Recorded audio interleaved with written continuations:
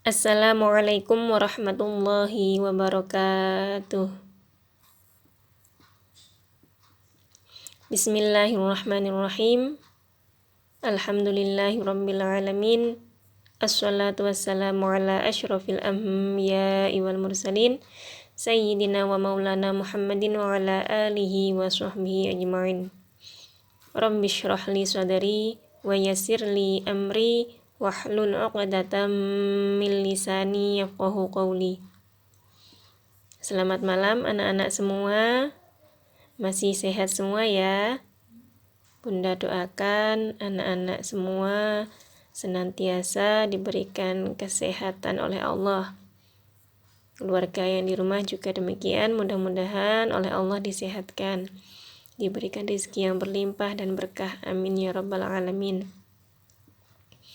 Malam ini Bunda akan memberikan materi tambahan, yaitu materi bersuci ya, atau masuk di bab toharoh. Toharoh sendiri artinya adalah bersuci. Sebelum kita membahas apa itu bersuci, kita harus tahu dulu alat-alat yang digunakan untuk bersuci. Jadi ada beberapa alat atau perangkat yang bisa digunakan untuk bersuci.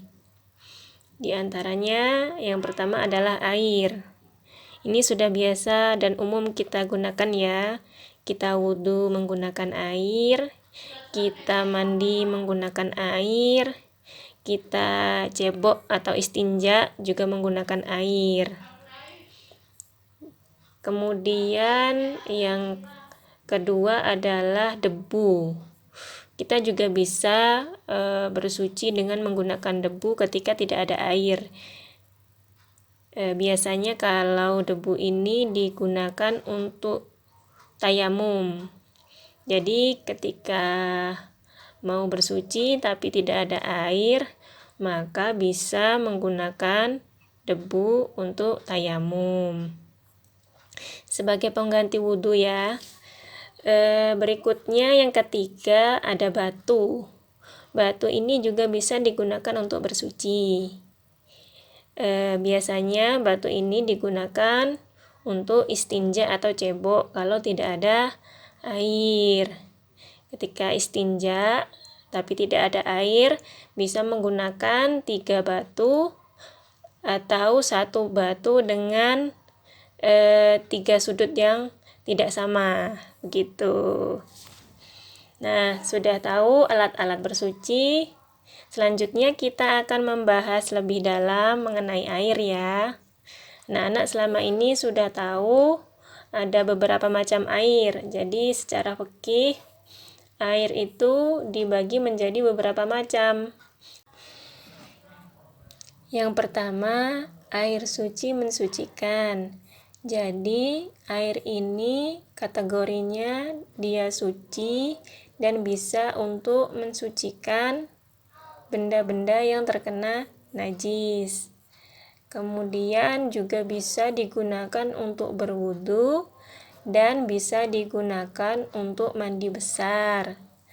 Seperti mandi setelah haid, mandi junub, mandi setelah melahirkan atau wiladah, dan mandi setelah selesai nifas. Kemudian yang kedua, air suci tapi tidak bisa mensucikan. Ini kategori air yang suci tapi tidak bisa digunakan untuk berwudu, tidak bisa digunakan untuk membersihkan atau mensucikan barang yang terkena najis, tidak bisa digunakan untuk mandi besar. Begitu. Yang terakhir, air yang terkena najis. Ini air yang awalnya suci, kemudian terkena najis, maka hukumnya mutanajis. Setelah anak-anak tahu macam-macam air, Bunda akan memberikan contoh air suci mensucikan, yakni air suci yang bisa digunakan untuk berwudu, bisa digunakan untuk mandi, bisa digunakan untuk mensucikan benda yang terkena najis.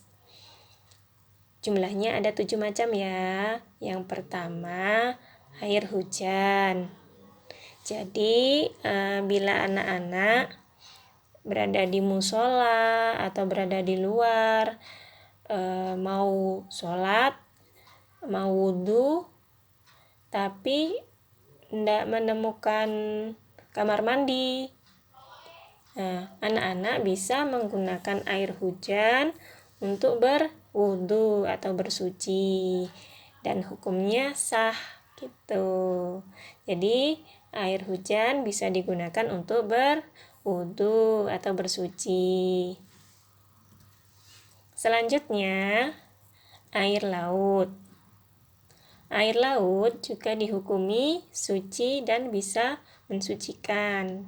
Jadi anak-anak boleh juga atau bisa juga berwudu atau mandi atau menggunakan air laut untuk mensucikan benda yang terkena najis.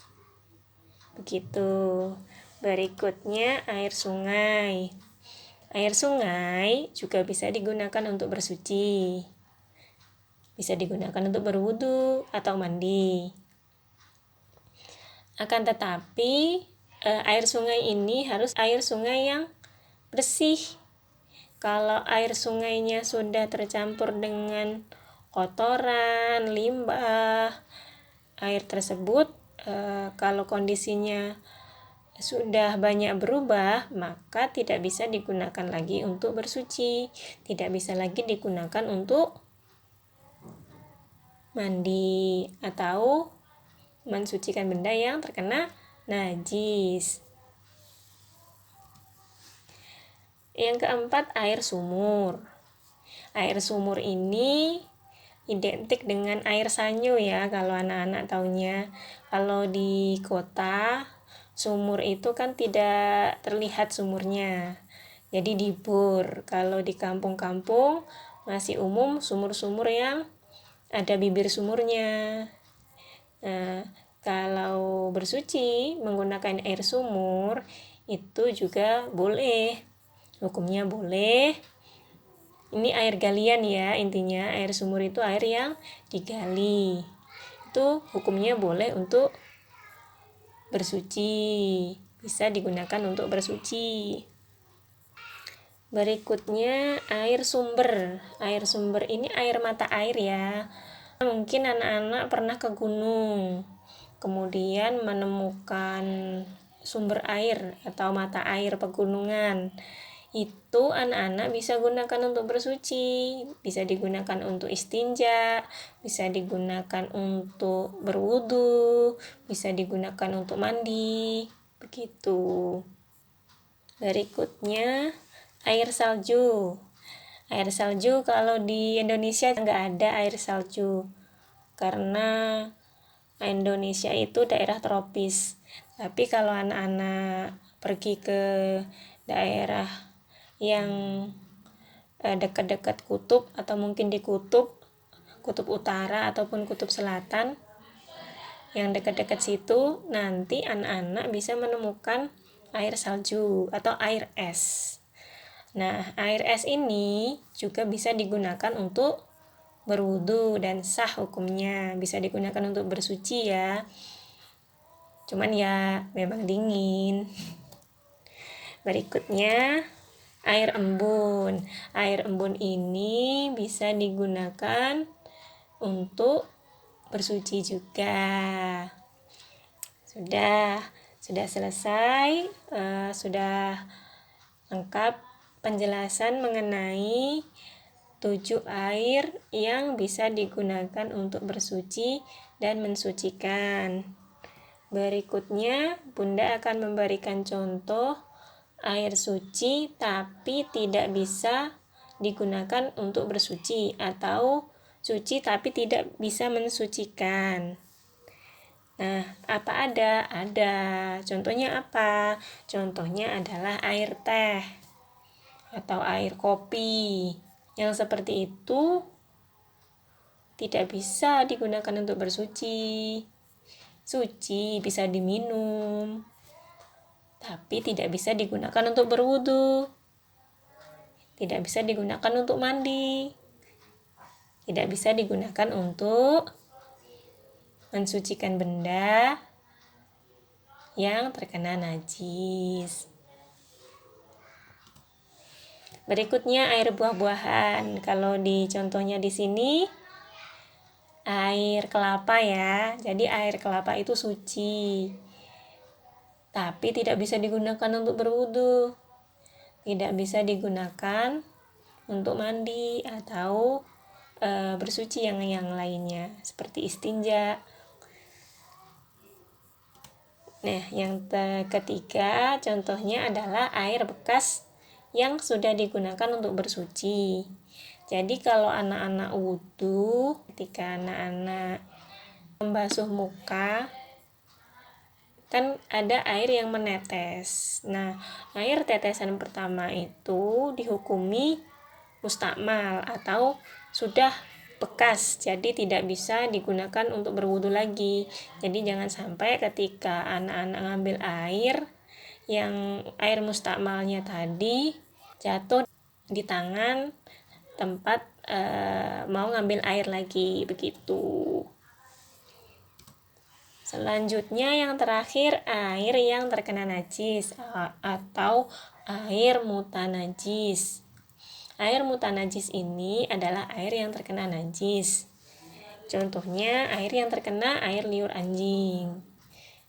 Jadi kalau air sudah terkena najis, ya hukumnya najis, tidak bisa digunakan untuk bersuci. Hukumnya najis. Kemudian air yang bercampur dengan air kencing, tinja, dan lain-lain itu juga dihukumi najis. Demikian penjelasan dari Bunda.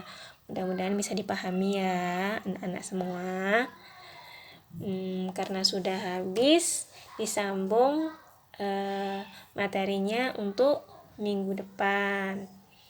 Mudah-mudahan anak-anakku bisa paham, mudah-mudahan bermanfaat. Nanti diaplikasikan di rumah dalam kehidupan sehari-hari. Bunda cukupkan sekian. Mudah-mudahan anak-anakku semua diberikan ilmu yang bermanfaat, berkah dunia akhirat. Amin ya rabbal alamin. Bunda cukupkan sekian. Wassalamualaikum warahmatullahi wabarakatuh.